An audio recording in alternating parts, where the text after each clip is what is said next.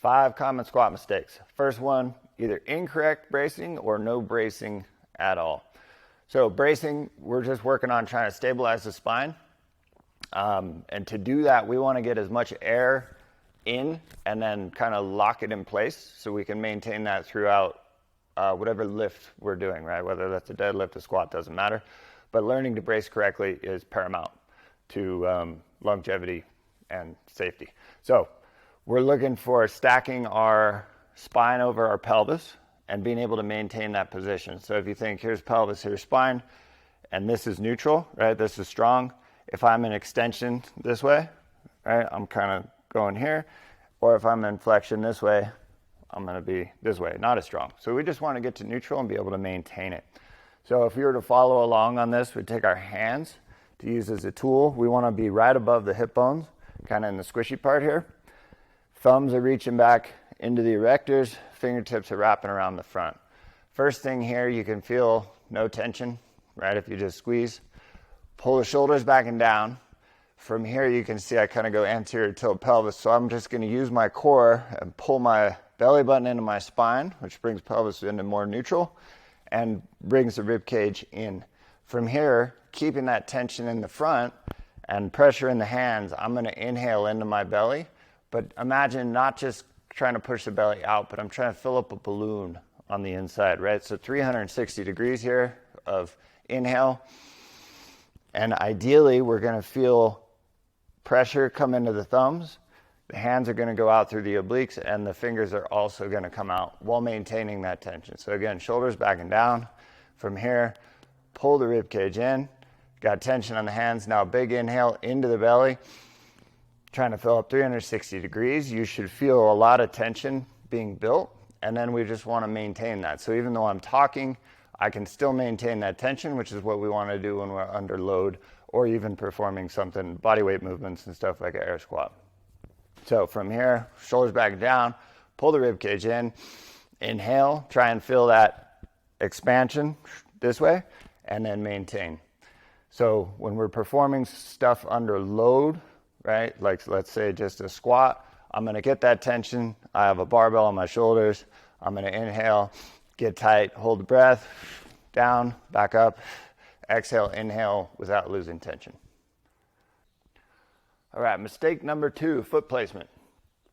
So for squats on this, we're looking for feet to be just outside the hips or comfortably outside the hips. So you can imagine kind of a line going down to the floor from the outside of the hip.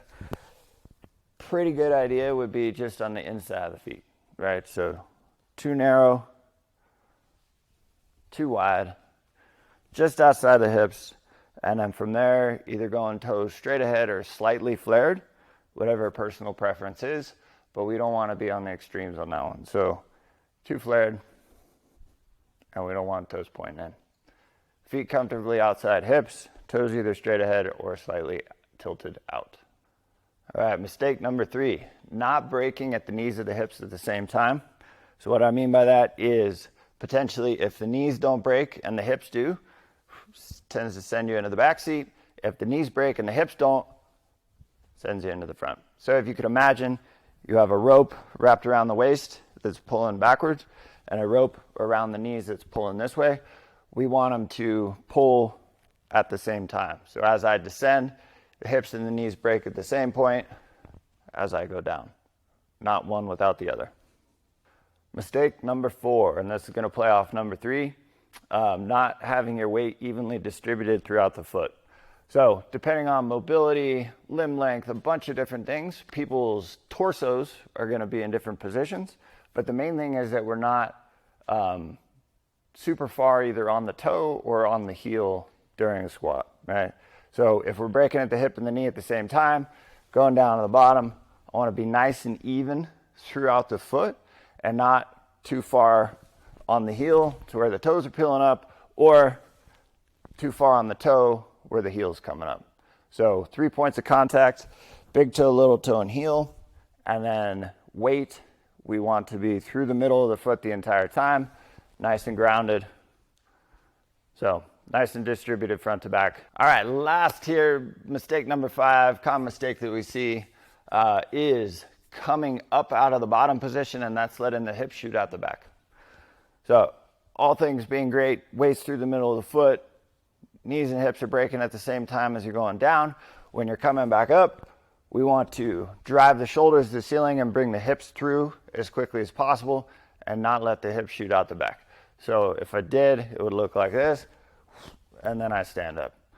What we want is to keep the hips underneath and press the earth away, drive the shoulders to the ceiling.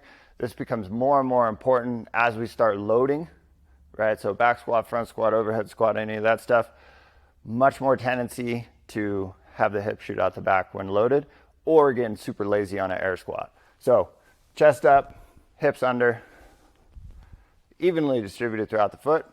And that would be our 5 common mistakes we see while squatting.